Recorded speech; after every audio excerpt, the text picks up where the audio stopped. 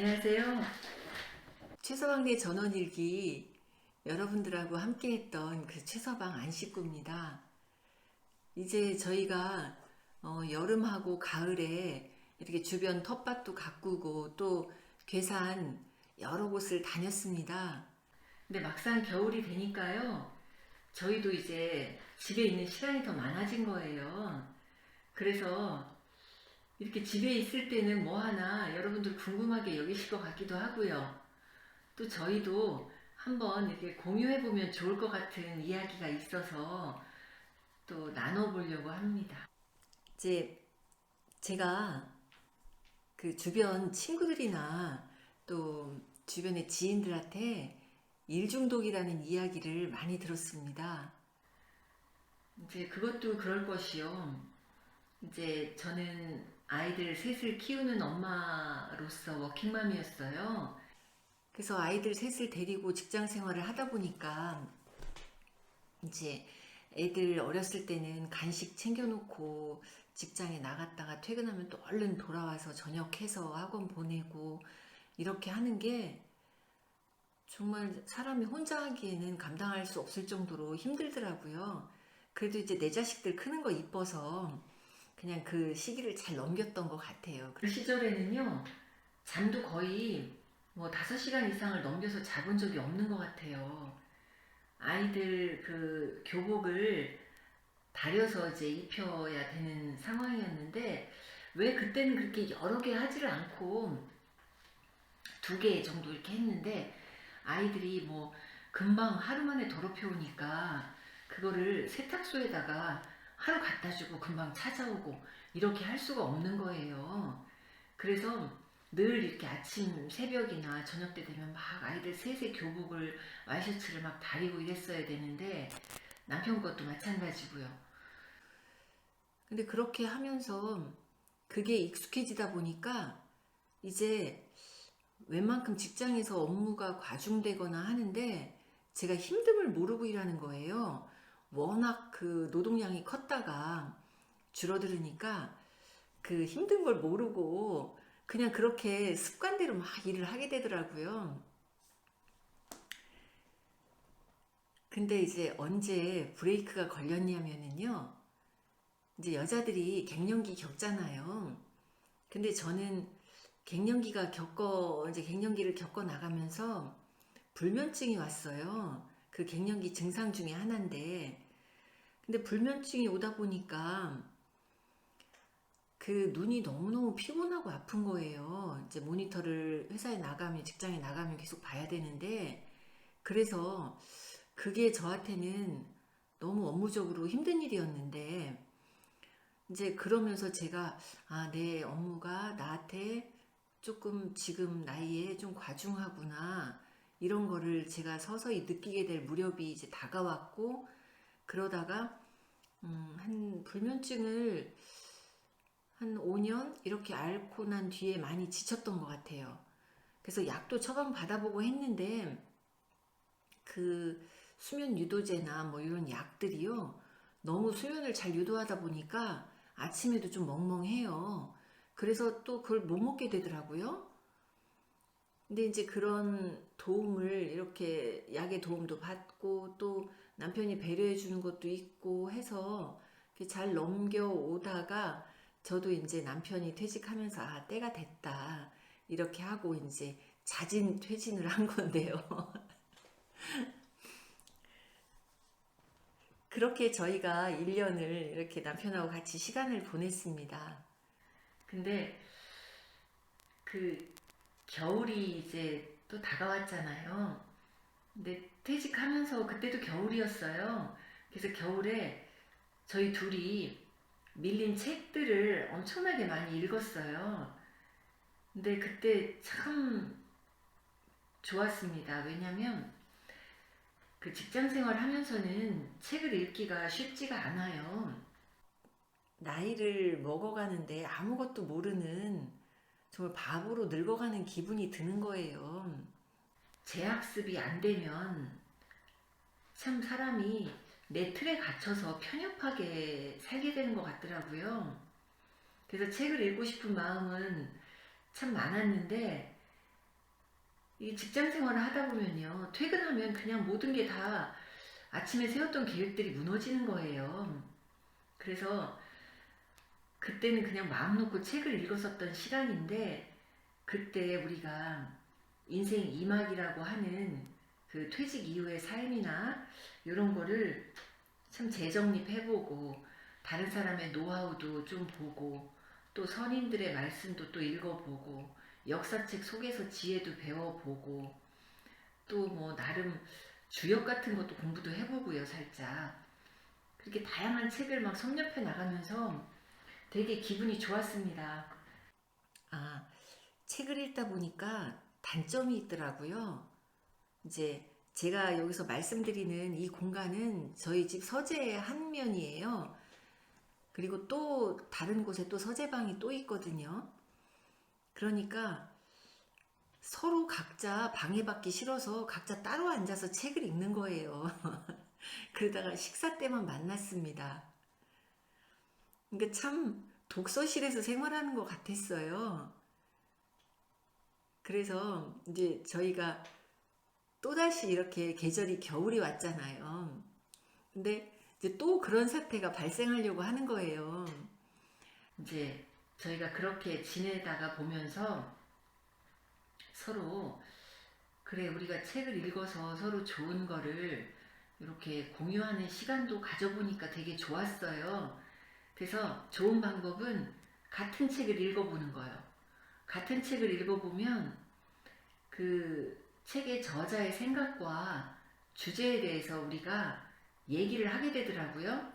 그래서 또, 아, 저희는 그걸 저렇게 느꼈구나. 아, 난 이런 면에서 더 깊이 생각했는데. 뭐 이런 게 저희한테 또 새롭게 다가오더라고요. 그래서 저희는 그 책 읽는 거에서도 많이 가치 있는 시간이 지루하지 않다는 걸 도움을 많이 받았습니다. 근데 이번에는 제가 그거에 더불어서 이렇게 겨울에 한번 시도해 볼 만한 거를 공유해 보고 싶어서 말씀드려 볼게요. 제가 지금 여기 가지고 있는 요, 요 다이어리는요, 요게 10년짜리 다이어리라는 거예요. 그래서 여기 보면 이렇게 10이라는 숫자가 적혀 있잖아요.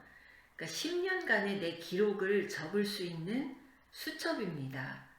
근데 이 수첩이요, 전에는 제가 3년 다이어리, 5년 다이어리 이런 거를 써봤었어요.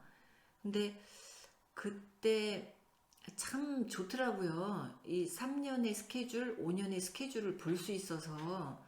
그래서 어느 직장에 이렇게 다닐 때 3년 다이어리를 써보니까 그 3년에 제 노하우가 이렇게 축적이 돼서 그날 그날 그달 그달 무슨 행사가 있었는지, 또 그때 어떤 피드백 같은 것도 제가 적어 놓으니까 그 피드백을 제가 직접 볼 수 있어서 되게 좋았거든요. 그리고 또 이제 그게 좀, 아, 좀 아깝다 이래서 5년 다이어리를 써보니까 또 5년 5년대로 맛이 있더라고요. 그래서 5년을 한눈에 보는 기쁨이 있었어요. 근데 그렇게 가다가 이제 저도 결국은 이 10년 다이어리를 장만을 했잖아요. 이게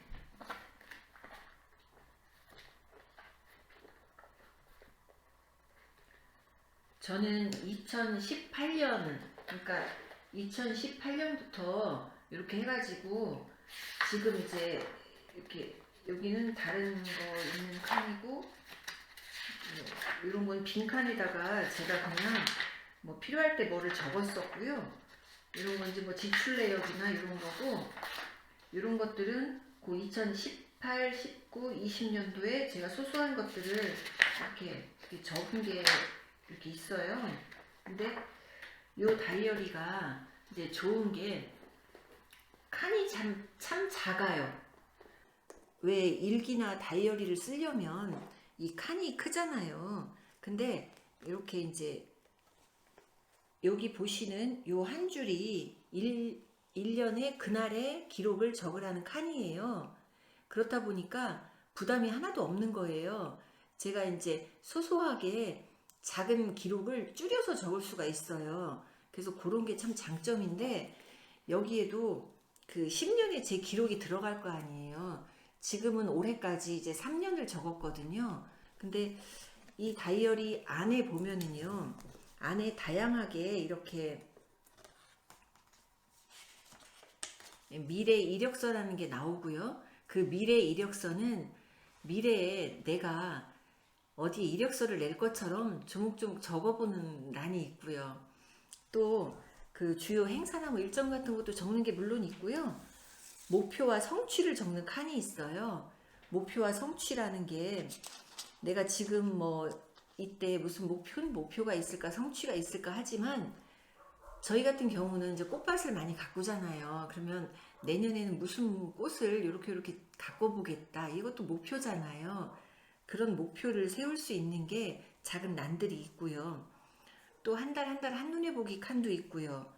또 1년을 통틀어서 이렇게 꿈 세우기 칸이라는 게 있어가지고 내가 그 해에는 어떤 꿈을 꾸는지를 또 적는 게 있거든요. 그래서 그게 되게 좋더라고요.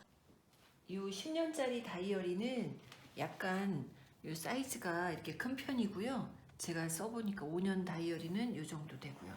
3년 다이어리는 요 정도 되는 그런 크기로 이렇게 있습니다. 근데 10년 다이어리라서 엄청나게 큰 부피가 아니라 이렇게 작은 부피라서 요 정도는 저는 요 월 표시를 여기에다가 이렇게 적어놨어요. 매 월을 찾기가 좋게.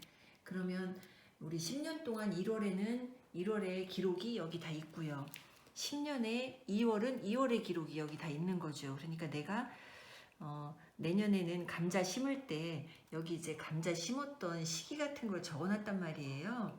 그러면 그 해에 요 기록을 3월에서 아마 저는 찾아볼 것 같아요. 이렇게 찾아보겠죠. 이렇게 여기 어떻게 뭐가 있는지 이런 식으로. 그러면 또 5월에는 뭐가 있었는지 이렇게 찾아볼 거 아니에요. 그렇게 찾기 좋게 전 이렇게 해놓고 쓰게 됐습니다. 그래서 신년 새로 시작할 때 우리가 이제 어떤 계획과 목표를 세우느냐 많이 생각할 시점이 됐잖아요. 그래서 이걸 한번 공유해 보면 어떨까 해가지고 말씀드리는 겁니다. 그러니까 일 중독에 빠져 살았던 제가요.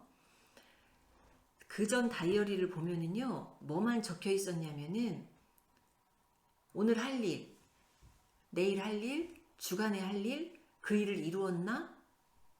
빽빽하게 스케줄이 어떻게 되나? 내가 했던 사업에 어떤 목표 달성이 됐나? 뭐 고객 유치를 얼마나 했나? 목표치가 금액적으로 수익이 얼마나 달성이 됐나? 뭐 이런 게 빼곡하게 적혀 있었어요. 근데 제가 이제 그런 제가 생각해도 일 중독적인 면이 있었는데 거기서 지금 벗어나온 지금에서 해야 될 일이라고 생각하는 거는 저의 참다운 인생의 목표와 계획을 차분히 세워보는 게 정말 유익한 일이 아닌가 이런 생각을 해봤거든요.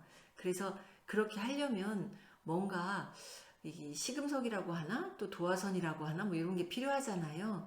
그럴 때 저희가 많이 도움받았던 이런 10년, 뭐 5년, 3년짜리 다이어리를 이용해서 지금부터의 그 무료할 수 있는 삶에 잔잔한 계획들을 세워가고 또 성취하고 내가 그 해에 무슨 일을 하면서 이렇게 잘 지냈나 하는 걸 서로 생각해 봤으면 좋겠다는 그런 뜻에서 한번 말씀드려 봤습니다. 좋은 정보가 됐으면 좋겠습니다. 감사합니다.